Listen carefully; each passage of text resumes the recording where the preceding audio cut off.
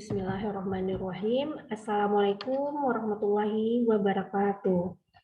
Bertemu kembali di channel saya, Elmira Siska. Pada video ini adalah pertemuan kelima mata kuliah metodologi penelitian. Nah, kita akan membahas tentang metodologi penelitian atau riset bisnis. Nah, materi pembelajaran yang akan dijelaskan pada video ini meliputi jenis-jenis metode penelitian atau riset bisnis. Yang pertama ada studi kasus, yang kedua survei, yang ketiga kecenderungan, dan yang keempat korelasional. Kita mulai pembahasan yang pertama. Desain metode riset. Nah, menurut Umar tahun 2002, dalam melakukan riset harus dirumuskan terlebih dahulu sejumlah permasalahan utama, yaitu riset yang akan dilakukan harus mengikuti metode ilmiah agar hasilnya juga ilmiah. Jadi dalam suatu riset bisnis atau riset ilmiah, jadi semua metodenya juga harus mengikuti cara-cara yang ilmiah. Nah, yang kedua, riset ditujukan untuk menjawab pertanyaan riset. Jadi tidak boleh menyimpang. Nah, pertanyaan riset ini pada video sebelumnya kita sudah membahas bahwa pertanyaan riset ini disusun berdasarkan rumusan masalah yang ada pada topik yang kita angkat. Yang ketiga, pemahaman atas seberapa luas dan dalam kajian yang akan dilakukan. Nah, ini penting bagi seorang peneliti, seberapa luas dia paham terhadap topik tersebut dan apakah disupport dengan kajian-kajian literatur yang ada untuk mendukung penelitian yang akan diangkat tersebut. Lalu selanjutnya, riset harus disesuaikan dengan sumber daya yang tersedia, baik tenaga, waktu, biaya yang tersedia, serta dukungan teori dan alat ukur yang diperlukan, termasuk penggunaan teknologi. Nah, di sini penting kita kenali terlebih dahulu bahwa apakah topik yang kita angkat kita mempunyai waktu yang cukup, biaya yang cukup, lalu apakah teori-teorinya ada, lalu alat ukurnya yang akan kita pakai itu apa, lalu penggunaan teknologi, misalnya apakah kita mengolah datanya menggunakan suatu program teknologi tertentu, atau hanya cukup dengan Microsoft Excel mengolah datanya, atau dengan statistics tools yang lainnya seperti SPSS, atau EViews, nah dan lain-lain. Nah, itu penting kita lakukan. Jangan sampai topik yang sudah kita angkat itu kita tidak punya teori pendukungnya. Lalu kita juga tidak cukup biaya untuk melakukan risetnya. Mungkin karena biayanya terlalu tinggi. Nah, itu. Selanjutnya, metode riset yang dipilih hendaknya dibuat dengan mempertimbangkan kondisi di atas dengan tujuan khusus untuk mendukung tujuan riset. Nah, jadi ini urgensinya adalah pertimbangannya supaya apa-apa yang sudah kita susun kita dapat mendukung tujuan dari penelitian yang akan kita lakukan. Selanjutnya kita bahas mengenai metode penelitian. Ini dijelaskan oleh Umar tahun 2002 mengenai jenis atau macam metode riset bisnis yang umum dipakai. Di antaranya, yang pertama ada metode studi kasus, yang kedua metode survei, yang ketiga metode kecenderungan, yang keempat metode korelasional, yang kelima metode-metode lainnya. Kita bahas dulu yang pertama, riset dengan metode studi kasus. Riset dengan metode studi kasus menghendaki suatu kajian yang rinci, mendalam, menyeluruh atas objek tertentu yang biasanya relatif kecil selama kurun waktu tertentu, termasuk lingkungannya. Jadi dalam metode studi kasus ini harus ada perinciannya, harus detail gitu. Suatu kasus yang akan kita angkat itu harus menyeluruh gitu. Tapi biasanya ukurannya relatif kecil. Kenapa relatif kecil? Karena ruang lingkupnya itu mencakup suatu entiti tertentu. Nah, ini kita lihat ya keterangan di bawahnya. Peneliti bersama dengan pengambil keputusan, misalnya organisasi. Nah, harus berusaha menemukan hubungan atas faktor yang dominan atas permasalahan risetnya. Selain itu, peneliti dapat saja menemukan yang tadinya tidak direncanakan atau terpikirkan. Jadi ini kenapa lingkungannya itu relatif kecil, karena dalam studi kasus kita hanya membahas suatu kasus yang ada pada suatu entiti tertentu atau suatu organisasi tertentu. Jadi lingkungannya lebih kecil. Nah, seperti itu. Misalnya kita mengambil kasus pada perusahaan ABC. Nah, berarti data-datanya adalah bersumber dari perusahaan ABC tersebut saja. Tidak bisa kita mengambil data dari perusahaan yang lain. Lalu mungkin kalau misalnya tipe risetnya adalah berdasarkan sumber datanya berdasarkan kuesioner, berarti kita hanya bisa menyebarkan datanya kepada karyawan-karyawan atau pihak-pihak yang ada di dalam perusahaan tersebut. Nah, itu merupakan suatu metode kasus. Selanjutnya kita bahas keunggulan dan kelemahan dari metode studi kasus ini. Yang pertama keunggulannya, bahwa hasilnya dapat mendukung studi yang lebih besar di kemudian hari, dapat memberikan hipotesa untuk riset selanjutnya. Nah, karena tadi lingkupnya kecil, hal-hal yang dibahas juga kecil tapi menyeluruh, nah ini berpotensi dapat dijadikan sebagai pendukung suatu studi yang lebih besar pada masa yang akan datang. Seperti itu maksudnya. Yang kedua, kelemahan dari metode studi kasus ini. Yang pertama, kajiannya menjadi relatif kurang luas. Nah, itu tadi karena hanya membahas suatu perusahaan tertentu dan suatu katakanlah pada suatu variabel tertentu yang akan diamati. Jadi kajiannya menjadi relatif kurang luas. Yang kedua, sulit digeneralisasikan dengan keadaan umum yang berlaku. Nah, ini terjadi karena suatu perusahaan itu akan berbeda dengan perusahaan yang lainnya. Misalkan suatu perusahaan perbankan itu akan berbeda dengan perusahaan tambang. Jadi, studi kasus yang kita lakukan pada perusahaan perbankan itu akan tidak dapat digeneralisasikan atau tidak dapat diumumkan dengan perusahaan tambang. Nah, seperti itu. Yang ketiga, cenderung subjektif karena objek riset dapat mempengaruhi prosedur riset yang harus dilakukan. Nah, karena ini kita berfokus pada suatu perusahaan, terkadang kita agak cenderung subjektif. Contoh metode studi kasus. Nah, ini misalnya pada dimensi kualitas dosen ya.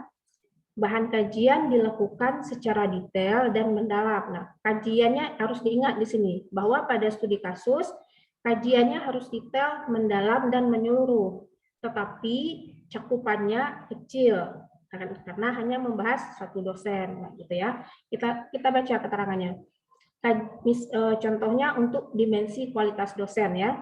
Kajian dapat dilakukan secara detail dan mendalam, misalnya tentang waktu kehadiran dosen, on time apa tidak, lalu persiapan dosen mengajar, apakah dosennya sudah mempersiapkan segala sesuatunya sebelum mengajar apa tidak, apakah jangan-jangan dosennya baru mempersiapkan pada saat sudah ada di kelas. Nah, itu mempengaruhi dimensi kualitas.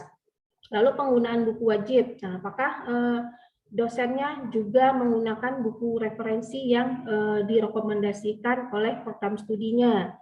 Lalu cara penyampaian materi, nah ini juga menyangkut dimensi kualitas dosen. Apakah dosen itu dapat menyampaikan materi dengan baik, apakah dia terlalu cepat menerangkan penjelasannya, atau terlalu lambat, atau materinya tidak sesuai, gitu. Bisa saja seperti itu. Nah, itu masih berhubungan dengan dimensi kualitas. Lalu dimensi kualitas yang lainnya adalah pemberian tugas oleh dosen. Nah, apakah tugasnya itu sama atau related atau berhubungan dengan topik yang dibahas atau tidak. Nah, lalu pemakaian alat bantu ajar, pemberian wawasan melalui praktek, lalu keakuratan dalam menilai, keterbukaan, ketegasan, dan kewibawaan. Nah, ini indikator-indikator ini merupakan dimensi kualitas dosen, gitu. Jadi harus dibahas secara detail dan mendalam. Nah, kenapa dia tidak bisa digeneralisasi dengan kondisi yang lain? Karena dimensi kualitas dosen itu mungkin saja berbeda dengan dimensi kualitas seorang dokter atau seorang pakar hukum. Nah, itu hal-halnya itu dimensinya itu akan berbeda. Makanya studi kasus itu hasilnya itu tidak dapat digeneralisasikan ke bagian yang lain seperti itu ya. Metode yang kedua dalam riset bisnis adalah metode survei. Nah, metode survei ini adalah riset yang diadakan untuk memperoleh fakta tentang gejala atas permasalahan yang timbul. Kajiannya sampai pada tahap menyelidiki mengapa gejala tersebut ada, serta menganalisis hubungan atas gejala tersebut. Nah, jadi jelas ya, kita mensurvei suatu gejala yang ada, lalu dianalisis kenapa gejalanya muncul. Nah, seperti itu.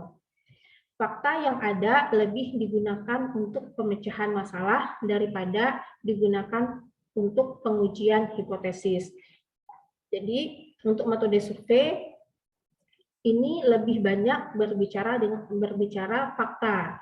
Jadi kita tidak terlalu banyak menggunakan pengujian hipotesis, karena kalau pengujian hipotesis itu berarti kan masalah-masalahnya sudah ada gitu. Jadi kita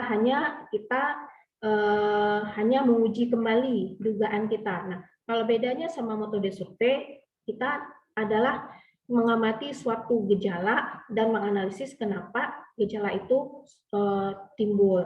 Itu metode survei. Contohnya untuk metode survei yang pertama, membandingkan kondisi yang ada dengan kriteria yang telah ditentukan. Yang kedua, survei dapat dilakukan dengan cara sensus ataupun sampling.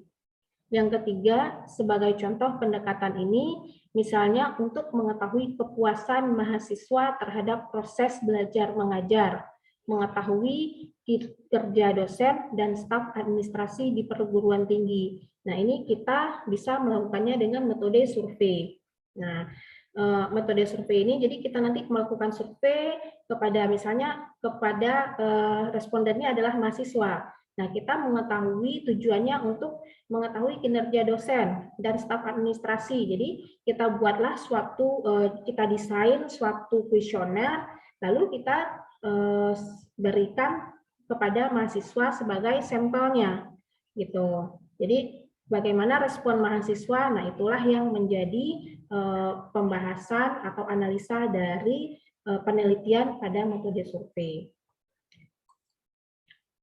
Metode yang selanjutnya adalah metode kecenderungan atau tren.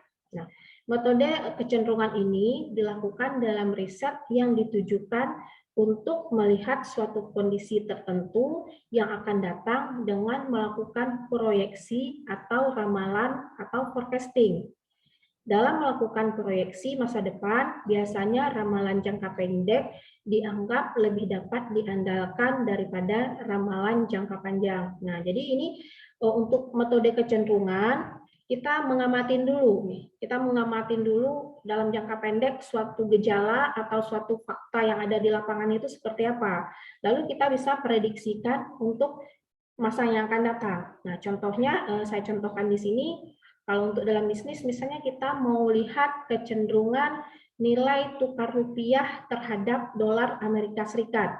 Nah, kalau kita lihat ya, nilai tukar rupiah ini terhadap dolar itu semakin lama semakin melemah ya, karena dolar itu semakin lama semakin mahal. Kalau dulu kita lihat, misalnya dolar itu mungkin 10.000, tapi sekarang dolar sudah 14 ribuan. Nah, ini kita bisa prediksikan untuk beberapa tahun yang akan datang, kira-kira dolar itu satu dolar itu diperlukan berapa rupiah. Nah, gitu. Kalau misalnya sekarang 1 dolar adalah sekitar 14.200, nah mungkin tahun depan dia bisa naik.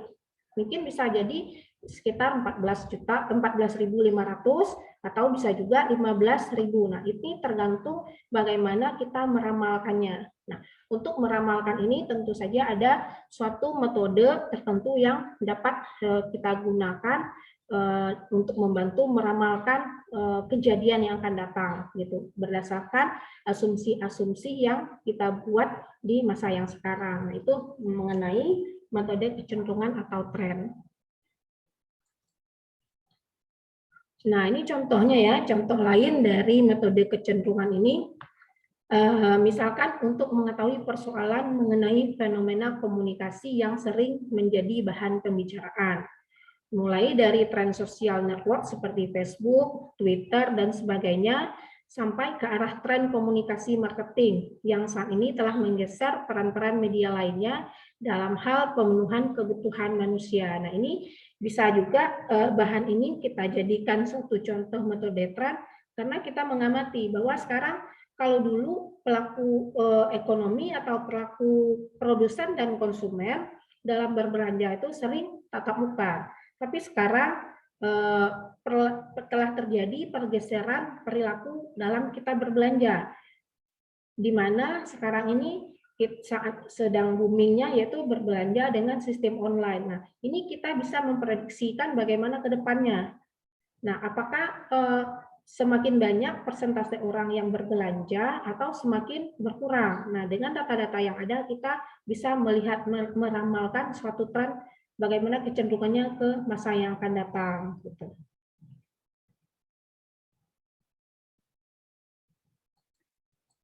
Lalu selanjutnya adalah metode korelasional atau korelasional study. Nah, metode korelasional ini merupakan riset yang dirancang untuk menentukan tingkat hubungan variabel yang berbeda dalam suatu populasi.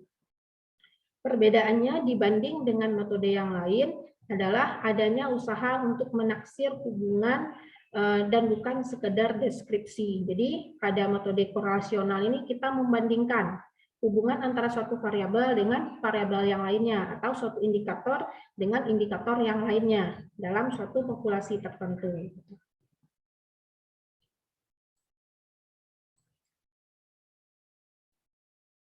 Metode korelasional ini merupakan suatu riset di mana peneliti dapat mengetahui berapa besar kontribusi variabel bebas terhadap variabel yang terkait serta besarnya arah hubungan. Nah, sebagai contoh dalam pendekatan ini misalnya untuk mengetahui pengaruh motivasi kerja dan komunikasi interpersonal terhadap kinerja guru. Nah, ini di sini yang menjadi variabel bebasnya adalah pengaruh motivasi kerja. Lalu ada komunikasi interpersonal dan variabel terikatnya adalah kinerja guru. Nah, jadi nanti kita akan merumuskan atau melihat hubungan bagaimana pengaruh motivasi terhadap kinerja guru, lalu bagaimana pengaruh komunikasi interpersonal terhadap kinerja guru. Nah, itu kalau pengujian hipotesisnya dilakukan secara uji parsial.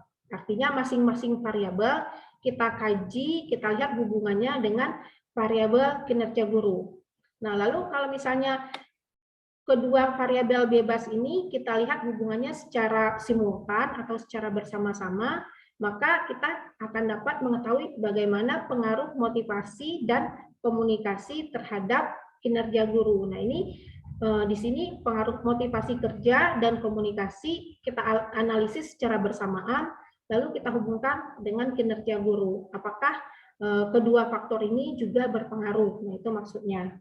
Di sini mungkin ada kekeliruannya sedikit ya. Di sini ada variabel bebas.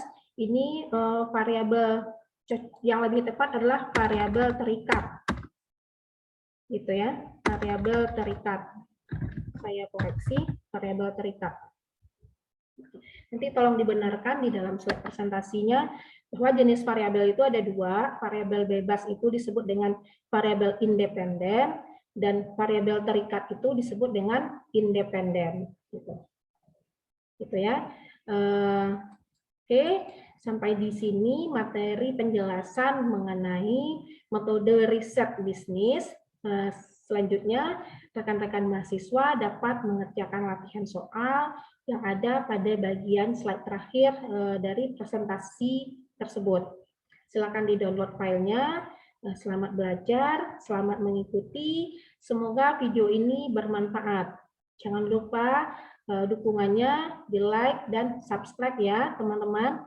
Terima kasih. Assalamualaikum warahmatullahi wabarakatuh.